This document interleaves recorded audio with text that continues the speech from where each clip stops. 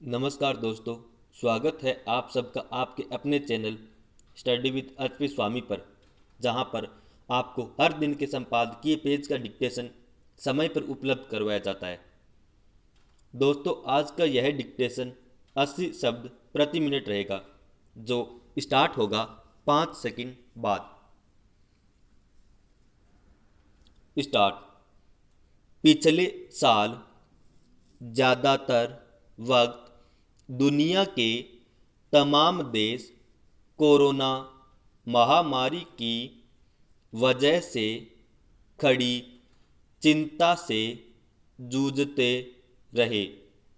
हर तरफ सिर्फ एक ही उम्मीद थी कि किसी तरह इस बीमारी का इलाज सामने आए, ताकि जनजीवन सामान्य हो सके।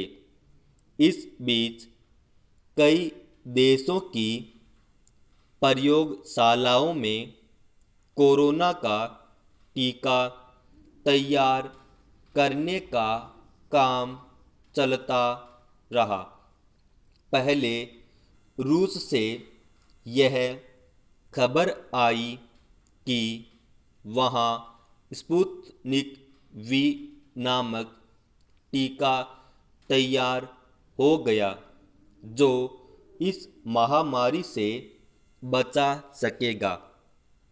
समूचे परिदृश्य में इसे एक उम्मीद की तरह देखा गया और इसी सिरे को आगे बढ़ाते हुए कई देशों के चिकित्सा वैज्ञानिक और ज़्यादा पुख्ता टीका बनाने की कोशिश में लगे रहे।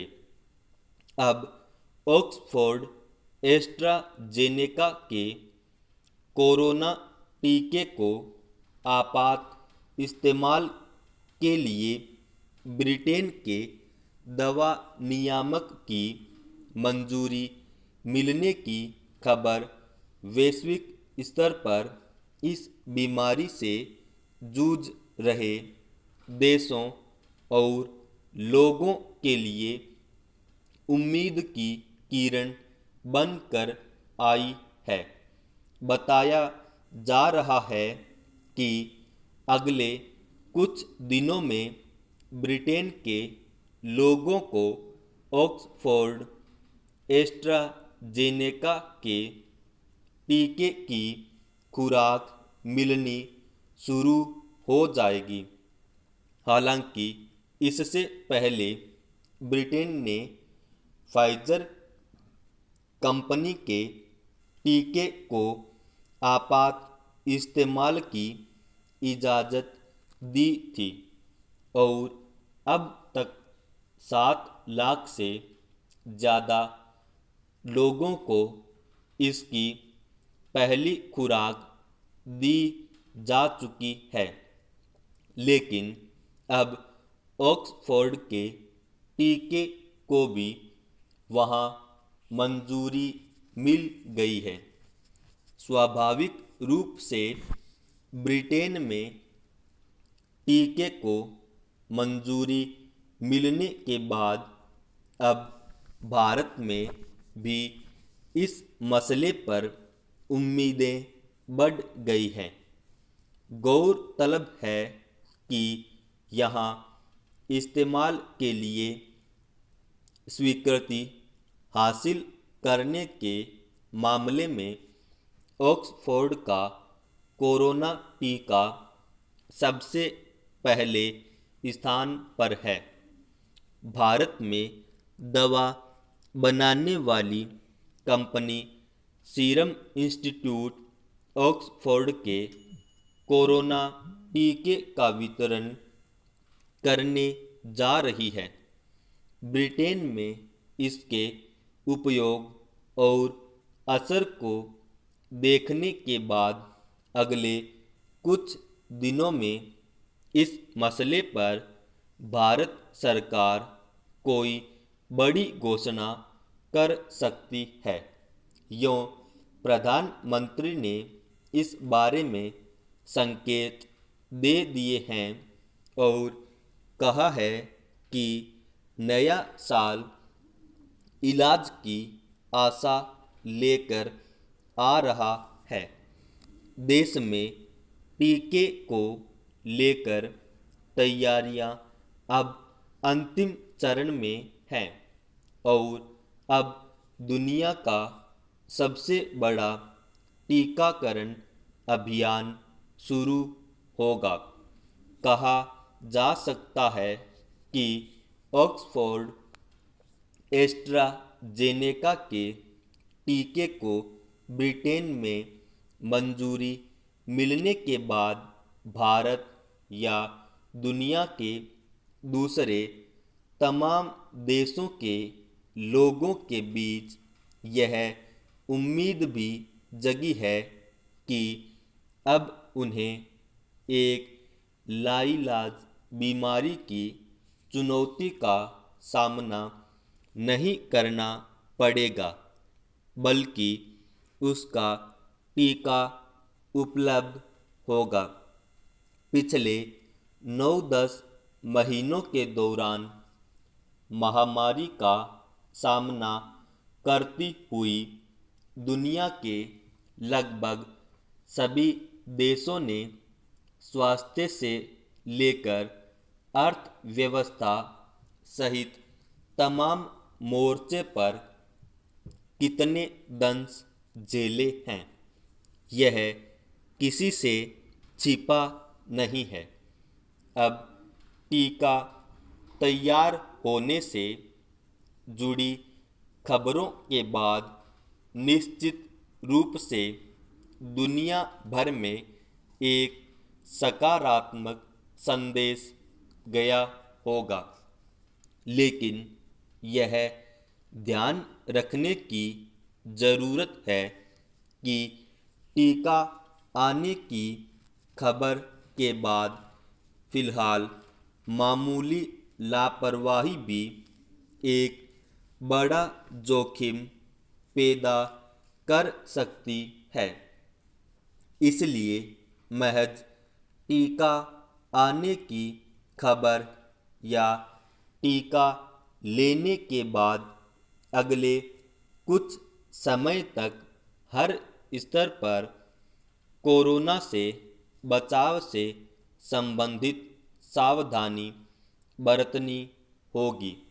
साथ ही उम्मीदों के बीच टीके के दुष्प्रभावों से संबंधित आशंकाओं को दूर करने की ज़रूरत होगी। इसके अलावा कोरोना के नए स्वरूप के खतरे के बारे में अब लगभग सभी लोग जान चुके हैं, यानी अब दुनिया के सामने नए कोरोना की चुनौती भी खड़ी हो गई है।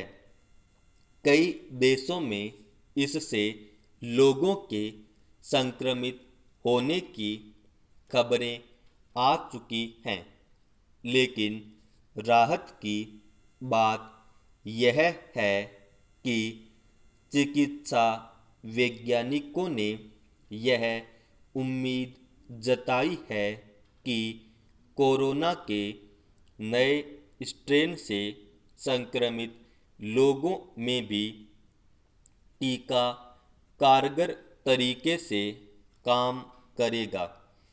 समय अपनी चाल से चलता रहता है। पुराने के बदले जाने का एहसास देता नया कुछ रचने की उम्मीद बोता, मगर समय के कुछ निशान अमिट होते हैं। पूरी सभ्यता पर सदा लगे रह जाते हैं। मनुष्य के लिए सबक की तरह आदमी की फितरत है कि वह समय के थपेड़ों को बेआवाज़ सह लेता है। घाव सहलाते हुए फिर उठ खड़ा होता है, नई उम्मीद, नए संकल्पों के साथ। साल बदलने का जश्न भी वह सदियों से इसी भाव से मनाता आया है कि गए साल का शोक क्या, नए का स्वागत करें। हर नया अपने आप में बेहतरी की उम्मीद संजोए होता है। बीते को बिसार कर नए के साथ चलने का उत्साह ही आदमी को तरक्की के रास्ते तलाशने में मदद करता है। मगर जिंदगी का उसूल यह भी है कि बीते से सीख लेते रहें। हर साल और सालों से कुछ अलग रंगत लिए होगा।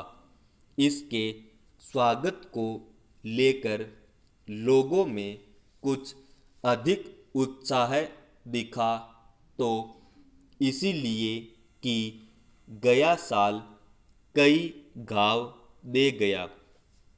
लगभग पूरा साल ही कोरोना के कंबल में दुबके गुजरा। भय और आशंकाओं का वातावरण रहा।